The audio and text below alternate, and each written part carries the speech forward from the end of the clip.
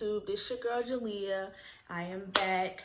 Happy holidays, happy New Year's. We are in 2020, you guys. I'm excited. A lot of new things is going to happen this year. I pray that everybody gets what they want. New Year's resolution, all that stuff come true. But I want to jump right into it. So I know I said I was going to be open, real, and I wanted to be very consistent to get this YouTube thing jumping. But the holidays for me in per se is very, very, very tough.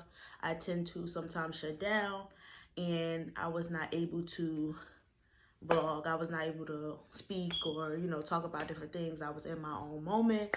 I am working on that. I want to become better, whereas though it's not so tough because I do have my own family now, but I was brought up around all my grandparents and things like that. So the holidays, everybody came together on my behalf, but now everybody is deceased, so that doesn't happen. So I get a little bit like I go into a shell sometimes. I don't really want to be bothered. I really don't like to conversate.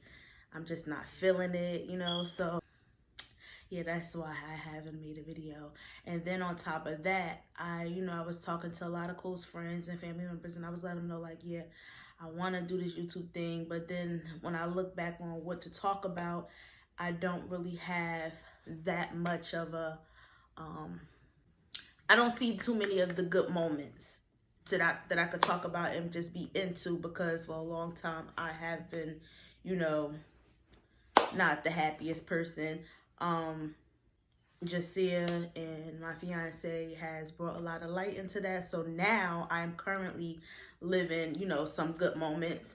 But prior to that, I really didn't have a lot of good moments to really discuss on here. So a lot of that has put me into a place where I just kind of like, I don't think I could do this, Everybody always, vlogging about the good stuff. Oh, they just bought a home. They just bought a car. They vacations and things like that. And yeah, I have a home. I have a car. I have a bae. But realistically, I'm someone who has lost a lot. And when I mean a lot, I mean the people that brought me up, which were my grandmother, my great-grandmother, grandfather, and things like that, and they all no longer are here. So times for me do get tough, because when I run home, it's like there's no home really to go to. So I tend to shut down, and when I shut down, it's just like I hear people talking, but it's not sticking. Because it's like, you could talk to somebody and share your experience with them and all that stuff, but it doesn't, for me, it does not, it doesn't click until like I have to like experience something on my own, or I have to just sit in it and I'll be like, you know what, maybe they're right. But in that moment, I'm just looking like, I get what you're saying, but yet you're home. You have a home to run to outside of your home, So yeah. And then I talked to my fiance. I'm like, I noticed a lot of my poems aren't happy because that just was my experience, I guess. But he like, it doesn't matter, you know what I'm saying? That's you, you know what I'm saying? Maybe you may help someone, you know what I'm saying, that's in that moment, whatever.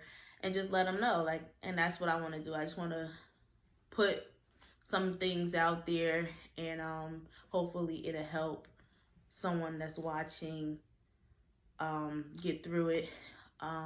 And know that you can like get some of the things that you want, all of the things that you want. Because honestly, I really didn't want much at one point. As a little girl, you always grow up and you think about being a mom, and you think about being a school teacher, singer, dancer, just some of that things. And me, I was a little girl that thought about being a mom, being happy, married, and all that stuff, because I lived with my grandparents who were married for umpteen years, and I saw that growing up in the household. So I wanted that, so I'll be, with my baby dolls and things like that, and, imitating the things that my grandmother did with me. So yeah, I kind of got you know, when I think back on it now, when I'm out of that funk, I think back and I be like, you know what, you actually got what you always wanted, you know. You got a baby. Ta-da! You got a fiance, soon to be a husband. And you creating, you know, you creating your own little thing. So eventually you can have what you always wanted and things like that. So I just wanted to say that I will not be taking too much time from, you know, all the stuff that I, you know, from the holiday time, like how I just took like damn near 2 months to give you a video. I will be giving you something a little bit more frequently. So today I am going to give you a poem. So, all right, just brace with me. I'm going to give you a poem, okay? All right. So my poem is called Who Will Cry for the Little Girl. It is inspired by this movie called Antwone Fisher. He had, towards the end of the movie, he actually wrote a poem, and it was Who Will Cry for the Little Boy. And me and that poem kind of clicked, and I felt it, and something inside me triggered, and I actually wrote Who Will Cry for the Little Girl. Yeah, so I hope you guys like it. Who will cry for the little girl who wasn't innocent for long? Who will cry for the little girl who sang a heartless song? Who will cry for the little girl who never thought she'd have a chance? Who will cry for the little girl to her isn't a such thing as a good man? Who will cry for the little girl where the crack of a smile shows pain? Who will cry for the little girl who broken heart still remain? Who will cry for the little girl to most she seems insane? Who will cry for the little girl who's called everything but her actual name? Who will cry for the little girl the world clearly sees? I'm going to take the time to cry for the little girl, for she lives inside of me. Now that poem, I'm surprised I didn't break down in tears, because usually when I read that poem, I actually do have like a little moment. It means something to me. Because I don't know, I feel like when you feel broken, or you feel, you know, the way you feel like alone and stuff like that, you just, sometimes you do question like, why is everybody around you so cold? Everybody just moving around. But then again, I had to take the time to look like, Jaleeyah, you do hide it really well. Like, you hide a lot of things really well. Like, people don't even know you, and they think they do. Like, they like, oh, she's silly, she's fun, she's you know, goofy and da da da da, and they don't even know. Like, they don't know you. And I still to this day known people for years, and they don't know I write.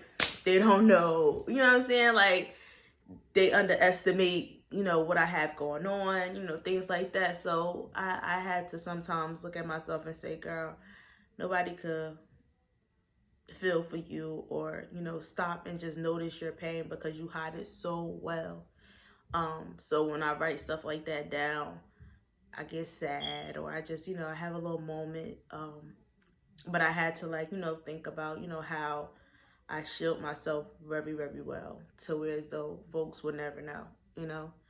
So I think that's why I was so tough with this whole YouTube channel thing, because I'm like, I gotta be vulnerable. I gotta actually open up. I actually gotta speak. I gotta actually say some things, and I have to speak from experience and things like that. But yeah, I hope you guys like my poem. I hope you like, comment, subscribe. I will be dropping my social media, because I didn't have social media for a second. I cut it off. I needed a break.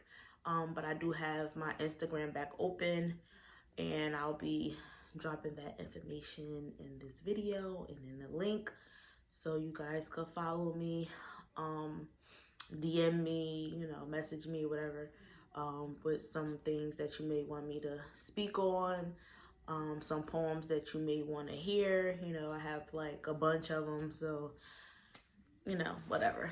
But yeah, like, comment, subscribe, and I'll see you later.